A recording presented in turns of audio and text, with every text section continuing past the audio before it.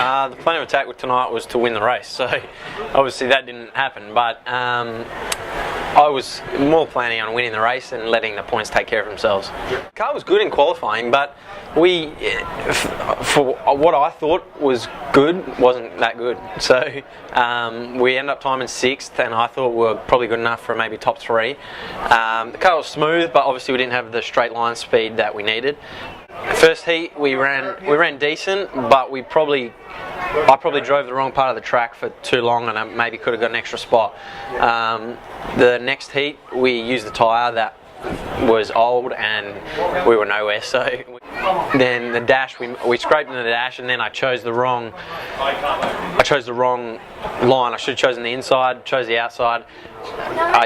I chose the outside because I thought I seen the moisture on the bottom, but not very often does the bottom work here. Yep. So I thought, nah, if I can get a good run on the top, but the exit of 4 where I started was just too dry, and that killed me. So had a good run at the start, ran the top for a while, and then on one of the restarts I screwed up on turn 4. You nearly hit the fence and said, look, the car was going to turn over a little bit. Yeah, so the track actually had like a little bit of anti-camber, and it fell away, and I got into that, and it lifted the left front up, and I was all over the shop, and probably backed up everyone behind me, and I managed to keep it off the wall, and then I went to the bottom just to sort of block my line, and on the exit too I found a little bit of moisture, and that was a lot more moisture than I thought it was. I got by Dowling with probably 10 to go or 15 to go, and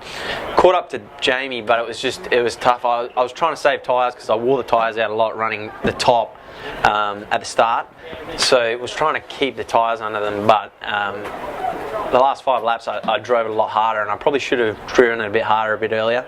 Well, at the start my plan was I needed to move forward pretty quick, because and at the expense of tyres I did. It's good to finish on the podium, but it sucks. So unless you're winning, you need to improve. So we can take a lot out of the last few rounds, because we've changed a lot of stuff and improved from where we were in the middle of the season. Obviously we have something to build on for next year. It was a good finish. We really would have preferred to win all 3 races, but it didn't happen. So we've got a good base point to move on from. And the season overall, how would you sum that up?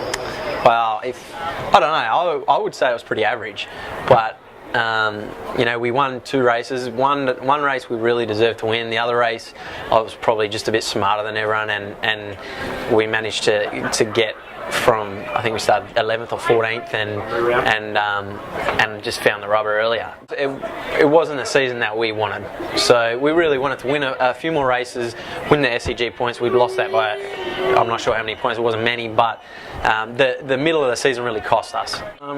With this car, we've never been good when it's rough, and we tried to stick with a baseline from what we know, and we really needed to just go away from that.